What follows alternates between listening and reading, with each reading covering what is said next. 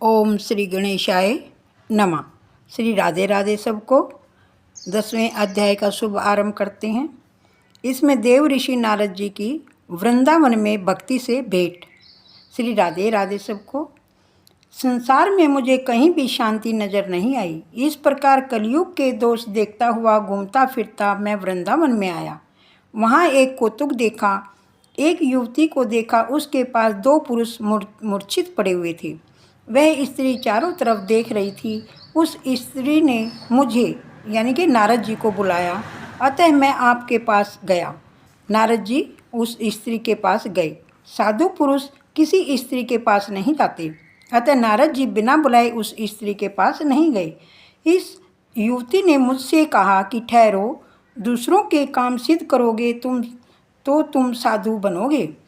सुवर्ण से भी अधिक मूल्यवान समय को माने वह साधु है। जिसे समय की कोई कीमत नहीं, वह अंतकाल में खूब पछताता है। किसी का एक भी अक्षण नहीं बिगड़ना चाहिए। श्री राधे राधे। अतः जब मैं एक अक्षण ठहरने के लिए कहा गया तो मैंने उस युवती से पूछा कि देवी आप कौन हैं। उस युवती ने मुझसे कहा कि मेरा नाम भक्ति है। श्री राधे राधे। ये ज्ञान और वैराग्य मेरे पुत्र हैं।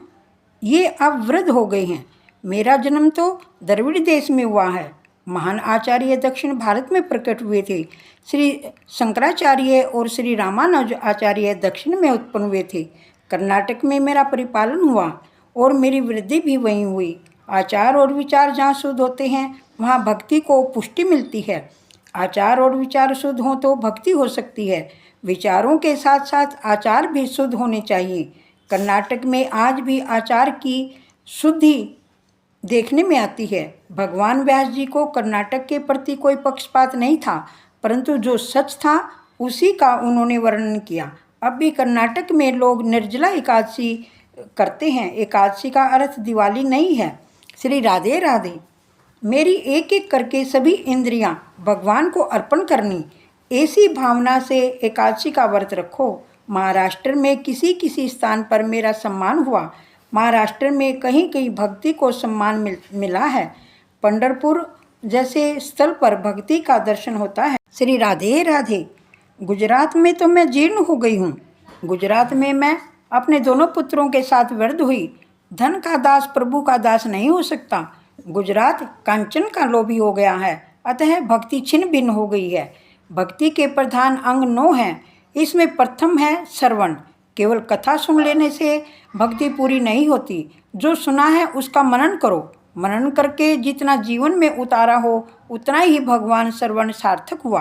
कहा जाएगा कथा सुनने से पाप चलते हैं, परंतु मनन करके जीवन में उतारने से तो मुक्ति मिलती है। श्री राधे राधे।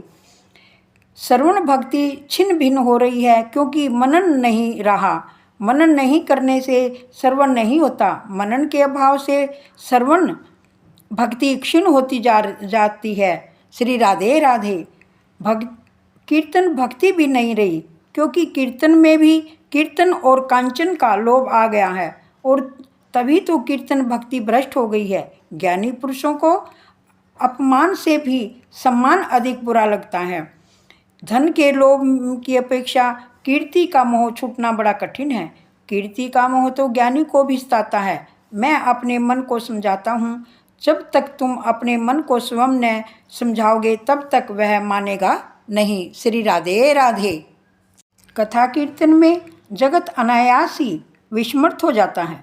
कथा में जब बैठे हो तो संसार व्यवहार के विचारों को मन से निकाल दो। मैं अपने कृष्ण के चरणों में बैठा हूँ, ऐसी भावना रखो। कीर्तन भक्ति निष्काम होनी चाहिए। संत तुलसीदास ने कहा है कि स्वातः सुखाय, मैं अपने सुख के लिए कथा करता हूँ।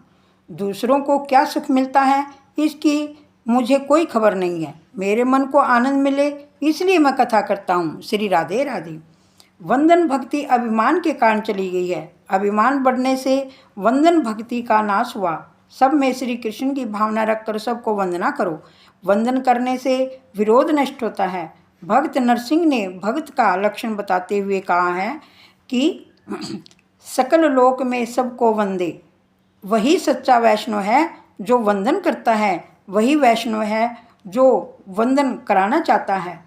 वह वैष्णव है नहीं है। मन के भीतर जब तक अहंग भाव रहेगा तब तक भक्ति की वृद्धि नहीं होगी। श्री राधे राधे। आजकल तो लोग देह की बहुत पूजा करते हैं। श्री ठाकुर जी की सेवा के लिए, पूजा के लिए अब उनको समय नहीं मिलता। देह पूजा बड़ी कि देव पूजा गई। लोगों ने भांति भांति के साबुन बनाए, चाहे जितना साबुन मलो किंतु देह का जो रंग है वही रहेगा। श्री राधे राधे। परमात्मा ने जो रंग दिया है वही सच्चा रंग है और वही ठीक भी है। मनुष्य बहुत विलासी हो गया है, इस कारण ही अर्चन भक्ति का भी ह्रास हुआ है। शरीर को लोग बहुत सजाने संवारने लगे हैं, तभी से अर्चन भक्ति भी चली गई है। अतः जीवन सादा रखो। इसी प्रकार भक्ति के एक अंग का विनाश हुआ, अर्थात जीव ईश्वर से विभक्त हुआ है, जुदा हुआ है। श्री राधे राधे। श्री ठाकुर जी से विमुख हुआ। बुद्धि का जब बहुत अतिरेक होता है तो भक्ति का विनाश होता है। भक्ति छिन्न भिन्न हुई तो जीवन में विभक्त भी हो गया। भक्ति के दो बालक हैं, ज्ञान और वैराग्य। भक्ति का आदर ज्ञान और वैराग्य के साथ करो। ज्ञान और वैराग्य मूर्छित होते हैं तो भक्ति भी रोती है। कलयुग में ज्ञान और वैराग्य क्षीण होते हैं, बढ़ते नहीं हैं। जब से पुस्तकों में आकर समा गया है तब से ज्ञान चला गया। नारद जी कहते हैं, ज्ञान और वैराग्य को मूर्छा में मूर्छा क्यों आई, यह मैं जानता हूँ। इस कली काल में जगत में अधर्म बहुत बढ़ गया है, इसी से उनको मूर्छा आई है। इस वृंदावन की प्रेम भूमि में तुमको पुष्टि मिली है। कलयुग में ज्ञान और वैराग्य की उपेक्षा होती है, अतः वे निरुत्साहित होकर वृद्ध और जीर्ण हो गई हैं। श्री राधे राधे। ज्ञान और वैराग्य के साथ मैं भक्ति को जागृत करूँगा। ज्ञान वैराग्य के साथ मैं भक्ति का प्रचार करूँगा। नारद जी ने ज्ञान और वैराग्य को जगाने के लिए अनेक प्रयत्न किए, परंतु कुछ बना नहीं। वेदों के अनेक पारायण किए तो भी ज्ञान वैराग्य की मूर्छा नहीं गई।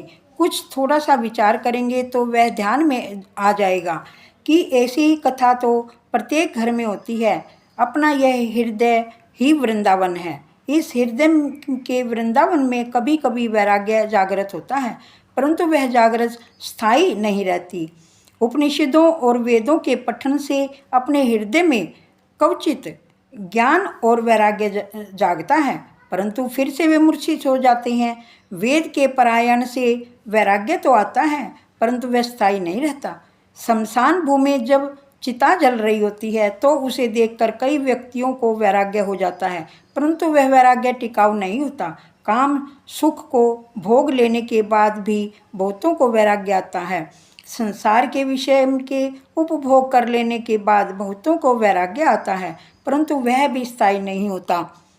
विषय भोग के बाद अरुचि भी होती है, परंतु वह अरुचि विवेक और वैराग्य से रहित होने के कारण टिकती नहीं है। श्री राधे राधे।